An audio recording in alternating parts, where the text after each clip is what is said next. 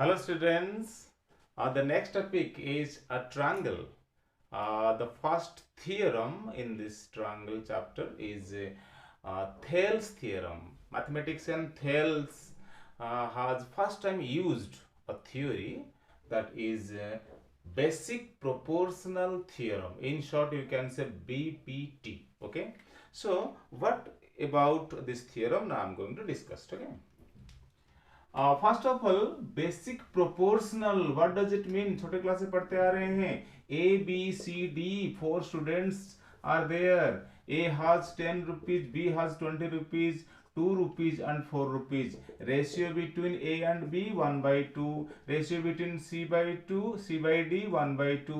This means if ratios are equal, there means there is a proportionality between AB and CD. So यहाँ कहीं proportional की बात हो रही है. देखते हैं ट्रायंगल में क्या प्रोपोर्शनल की बात हो रही है. ठीक है. Theorem says if a line parallel to one side of a triangle, there is a triangle,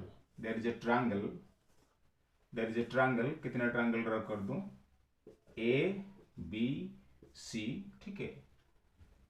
If a line parallel to one side of a triangle, suppose करो ये एक parallel line है, this is parallel to BC.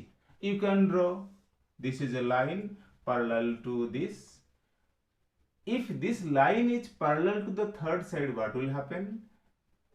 ये parallel line ये दोनों side को किसी दो पॉइंट पे इंटरसेक्ट करता है और थ्योरी कहता है it intersect other two sides are divided into same ratio. Same ratio मतलब क्या है? सपोज कर मैं नाम दे दिया, इसका मतलब AD by DB equal to AE by EC.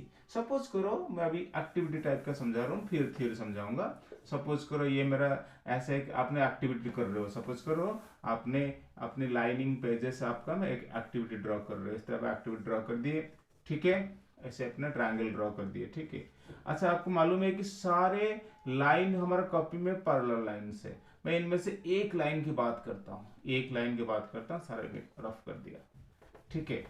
अगर आपने एक्टिविटी के रूप में this line will be parallel to this line, अगर आपने क्या करोगे कि रूलर में आपने इसको मेजर करो. सपोज ये 3 सेंटीमीटर है, ये 6 सेंटीमीटर है, तो AD बाई DB कितने रेशियो हुआ? 3/6 मीन्स 1/2. इनका लेंथ चाहे कुछ भी है, इनका रेशियो मस्ट बी 1:2. वो थियोरम अभी समझाएगा आपको. सपोज ये 4 होगा, ये 8 होगा, रेशियो कितना होगा? 1/2. इसका मतलब if this line is parallel to the third side, it will divide into same ratio, this by this equal to this by this. अब मैंने आपको समझाऊंगा वन लाइन बाय लाइन, जैसे हम 9th क्लास में given, to prove, construction etcetera ये सब बातें करते थे, वो साइंस में करेंगे. अच्छा, थ्योरम शुरू करने से पहले दो छोटी छोटी बातें और बताऊंगा. क्या है? देखो, सपोज करो एक ट्रायंगल है. सपोज करो मैं कहूंगा ये मेरा बेस है. मैं कहूंगा इस ट्रायंगल का एरिया क्या है, तो बड़ी आराम से कहोगे कि half of AB into CD. ठीक है. अच्छा, ये एक एक्यूट ट्रायंगल था. सपोज करो मैंने एक ऑब्ट्यूज ट्रायंगल ड्रॉ कर दिया. सो ABC. इस ट्रायंगल का जो मैं एरिया की बात करूंगा हाफ BC, क्या अल्टीट्यूड, क्या ऐसे कोई अल्टीट्यूड होगा? क्या नहीं.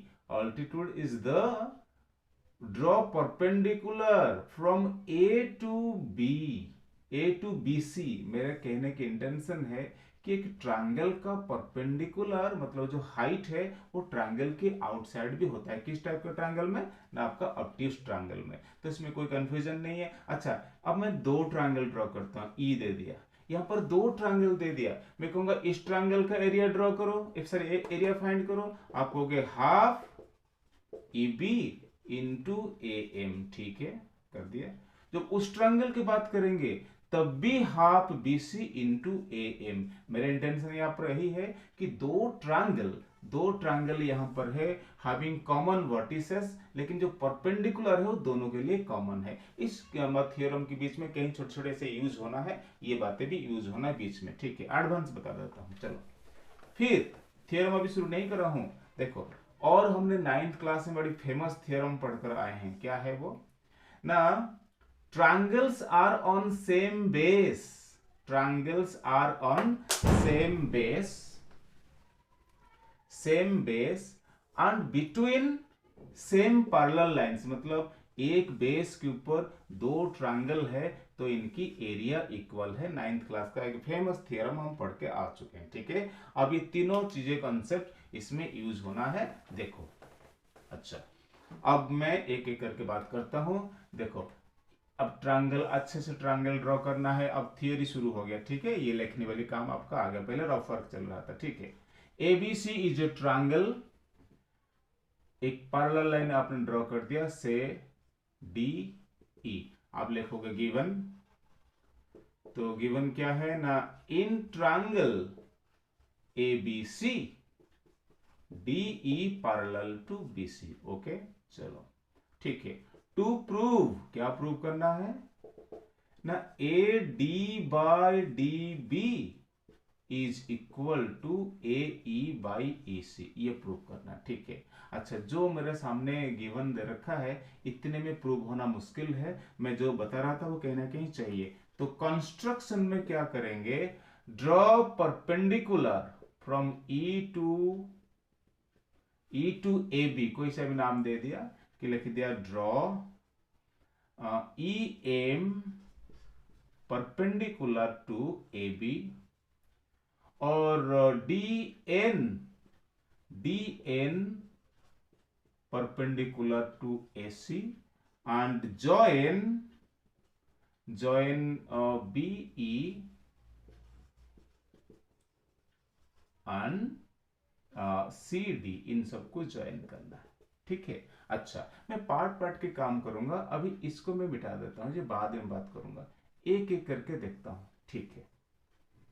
मुझे इस थ्योरम को प्रूव करने के लिए कहीं ना कहीं एरिया ऑफ द ट्रायंगल का हेल्प लेना पड़ेगा। एक काम करता हूं, अगर आपके सामने मैं कहूंगा area of the triangle A D E और area of triangle B D E, देखो ये दोनों ट्रायंगल कहां पर है। देखो, एक ट्रायंगल आपके सामने अभी है, यहां पर दिख रहा है कि ए डी ई, तो half base into E M, तो इसका मतलब हाफ बेस इस टाइम क्या है ना, बेस आपका ए डी है और आपका परपेंडिकुलर ई एम है, ठीक है।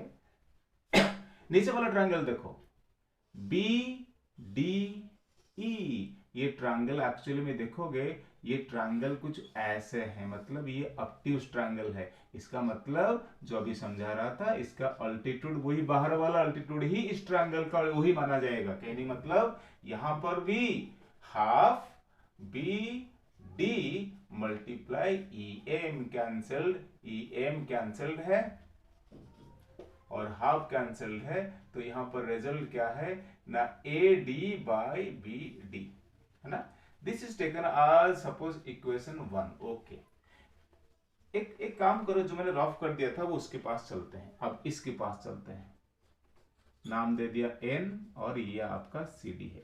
फिर वही काम करो कि एरिया ऑफ द ट्रायंगल उस तरफ से चलो ना, area of the triangle A D E by area of the triangle C D E, तो फिर हाफ बेस, बेस में इस टाइम यूज करूंगा किसको, ए ई को यूज करने वाला हूं, तो A E multiply D N and here half C E, अगर मैं क्या ले लिया, ये आपका बेस ले लिया, लेकिन परपेंडिकुलर कौन सा, वो बाहर वाला ही रहेगा, इसका मतलब डी एन, तो डी एन हाफ कैंसल्ड है। यहां पर क्या है ना, ए ई और सी ई। एक बात ध्यान रखो, हम प्रूफ के आसपास पहुंच गए, ए डी ई और area of triangle C D E. हमें एक्चुअली यही दोनों इक्वल चाहिए था, A D by B D, A E by C, यही दोनों प्रूव करना था। लेकिन ये दोनों इक्वेशन तभी इक्वल होंगे जो लेफ्ट हैंड साइड इक्वल होंगे। देखो, यहाँ पर ए डी ई है, यहाँ पर ए डी, हाँ ठीक है, नीचे आपका यहाँ पर बी डी ई दे रखा है, यहाँ पर सी डी ई दे रखा है। ध्यान से देखो, जो अभी बताया था कि triangle B D E and triangle C D E, ध्यान से देखो, बी डी ई और C D E are on same base, are on same base and between same parallel line। इसका मतलब इन दोनों का एरिया इक्वल है। Area B D E is equal to area of triangle C D E. तो इसका मतलब अब तीनों इक्वेशन को देखो, ये जो दोनों इक्वल नहीं थे वो भी साथ में इक्वल हो गए। इसका मतलब मैं कहूंगा फ्रॉम 1 2 एंड 3, तीनों को देखूंगा, राइट पार्ट इक्वल है, लेफ्ट पार्ट पूरी तरह इक्वल हो गया। इसका मतलब रिजल्ट में क्या आ जाएगा ना, A D by B D is equal to A E by C E. Proved. This is basic proportional theorem. You can say this is Thales theorem. Thales mathematician लगभग 2500 साल पहले जो हमें इस थ्योरम को पहली बार यूज करके बताए थे। ओके।